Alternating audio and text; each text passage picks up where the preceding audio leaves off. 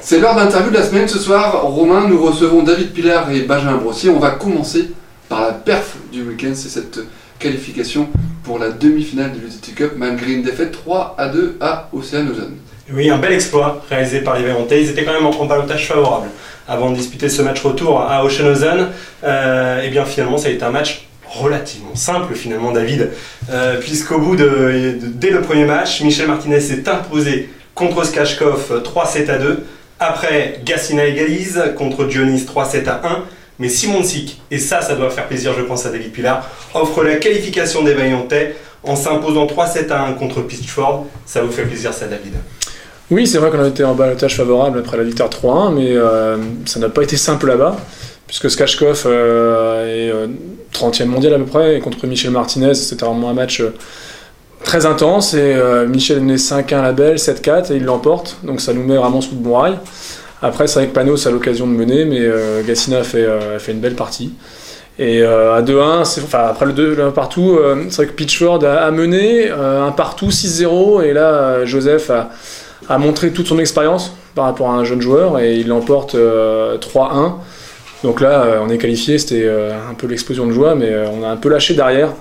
C'est un peu dommage d'avoir perdu ce match, mais on était qualifié, donc c'est vrai qu'on a été un petit peu moins bien ensuite. Avec 2 défaites, on le rappelle, donc Skachkov qui égalise en battant Dionis 3-7-0, et Gassina qui s'impose. Ça on comprend, parce qu'A2-1, était qualifié, donc vous avez relâché la pression. Ouais, j'étais pas très content, parce qu'on doit respecter un peu l'adversaire, et on prend 2 fois 3-0, voilà, le seul petit détail, la seule fausse note de la soirée. L'essentiel, c'est que la qualification soit côté Vaillantais et pas du côté de Oceanozone. Bon, David Pilar, bis repetita, par rapport à 2008 où vous avez gagné cette UTT Cup en Turquie, vous allez refaire le coup double 4 ans après. On espère, mais on joue un club français en demi-finale, il reste encore pas mal de chemin à parcourir, même si on n'a jamais été aussi près encore de renouveler l'exploit. Il y a Düsseldorf qui est dans cette Coupe d'Europe, qui est pour moi le plus grand club européen. Mais on va se tourner d'abord sur la demi-finale contre Cestas. Ça fait 3 ans qu'on les a pas battus en championnat. Maintenant, on a fait beaucoup de matchs nuls contre eux. Mais en demi, aller et retour, il faudra un vainqueur de toute façon. Donc pourquoi pas nous? On a un peu plus d'expérience qu'eux, je pense, de la compétition. Il y a 3 grands clubs français, mais surtout un très très gros européen. Est-ce que ce serait justement une déception de se faire sortir par un club français en demi? Non, ce serait une déception d'être sorti tout court. Et c'est vrai qu'en demi-finale, on sait qu'on a Cestas en face de nous qui est une équipe à notre niveau, on part à 50-50. On sera déçus parce qu'on ne joue pas une équipe qui est sur le papier supérieure à nous, on est même peut-être un peu plus fort qu'eux. Donc maintenant on les respecte, ils nous respectent, on les connaît par cœur, mais c'est la même chose dans leur camp. Donc 50-50, et la déception sera vraiment du côté du perdant, mais pas plus qu'un club français ou un club étranger. Benjamin Brossier, tu la regardes avec de grands yeux cette Coupe d'Europe? Oui, parce que c'est effectivement un beau périple qu'on a parcouru jusqu'à maintenant, et c'est encore long comme il l'a dit, puisqu'il nous reste la demi-finale qui est pas facile à aborder, puisque tous les joueurs se connaissent, et je pense que ça va être 2 belles rencontres en tout cas. Voilà, on prendra les match par match et on verra ce que ça donne, quoi. Il y aura une autre quand même très grosse demi-finale entre Hennebont et Düsseldorf. Un petit favori, c'est Düsseldorf. Oui, ils ont fait une saison pour l'instant moyenne par rapport à leur statut de grandissime favori européen, et en championnat allemand ils ont un peu de difficulté aussi.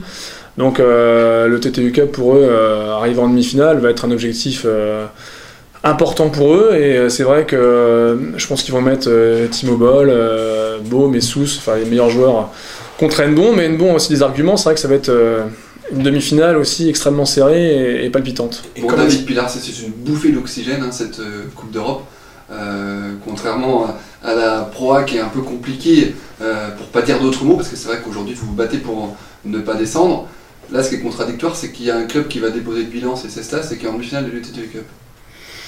Oui, c'est financièrement, les joueurs, eux, je pense qu'ils auraient aimé continuer l'aventure avec ce club-là. Maintenant, ils savent qu'ils doivent retrouver un club. Donc la meilleure manière de retrouver un club, c'est de montrer des performances. Donc en championnat, ils ne lâchent pas un match, et puis en Coupe d'Europe non plus. Et c'est vrai que plus ils vont faire des performances intéressantes, plus les clubs vont être intéressés par ces joueurs-là. Donc voilà, c'est un peu le paradoxe, mais Cestas a des difficultés financières et ne souhaite pas continuer pour pas mettre le club en péril.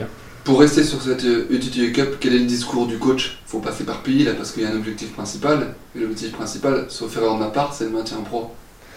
Oui, c'est l'objectif principal. Mais maintenant, on a beaucoup de matchs. On commence à jouer de compétition quand on sait que la Vaillante est avant-dernier. Oui, mais on s'en est servi beaucoup de cette Coupe d'Europe pour rebondir en championnat. Donc maintenant, on va pas négliger le fait que on est en demi-finale et on va pas non plus bouder notre plaisir. Mais on reste concentré sur le championnat. On sait qu'on a beaucoup de matchs. On a 4 joueurs. On a un effectif pour aussi tourner. Et puis que on est les joueurs les plus frais et les plus compétitifs à chaque rencontre. Donc on va jouer en une semaine 3 rencontres. Les 2 demi-finales plus Chartres qui est leader du championnat. Encore les hasards de ce fameux calendrier notable. Oui, on n'est pas aidé. Pendant 3 semaines, il y a 3 matchs en une semaine. Voilà, ouais, c'est la logique du calendrier fédéral. Donc voilà, on s'adapte, mais on sait que le calendrier aussi est important en fin de championnat. Pour nous, on joue les équipes en concurrence directe pour le maintien. Donc on va se tourner, je pense, vraiment sur la demi-finale sur cette semaine-là et jouer Chartres sans pression. En tant que leader, on n'a aucune pression à avoir contre eux. Romain, pour conclure sur l'UTT Cup. Juste, quand je regarde le classement du championnat, le maintien est quasi assuré quand même, parce que si on regarde bien, il y a Saint-Denis et il y a Cestas. Justement, Cestas qui joue la demi-finale de Coupe d'Europe, est-ce que ça peut rapporter de l'argent à Cestas d'atteindre la finale? Non. Ça peut pas les sauver? Non. D'accord. Non, la réponse, on va pas tourner. C'est clair, ils ont annoncé au club Omnisport que en septembre 2012, il n'y aurait plus aucun joueur professionnel de salarié au club. Donc la décision est prise et entérinée de leur côté, donc voilà, maintenant c'est fini. Bonne nouvelle pour la Baie en danger. Oui, bonne nouvelle sur le court terme, parce que c'est vrai que pour le maintien, ça dégage, ça facilite un peu les choses. Maintenant, mauvaise nouvelle, toujours de voir un club pour le tennis table s'arrêter pour des raisons financières. Et on sait que la crise commence à impacter énormément le sport de haut niveau. Et voilà, on est déçus pour eux, ça fait plus de 20 ans qu'ils sont en proie, donc c'est aussi un grand club qui va disparaître du championnat. Et la Vaillante, en plus, a d'excellentes relations avec ce club de Cestas. Oui, bien souvent accompagné de plusieurs supporters tous les ans. Non, c'est vrai que les deux présidents s'entendent bien. Maintenant, s'ils peuvent nous faire un cadeau en nous laissant passer la demi-finale pour leur dernière saison, on va prendre aussi, mais je pense que ça va pas être le cas.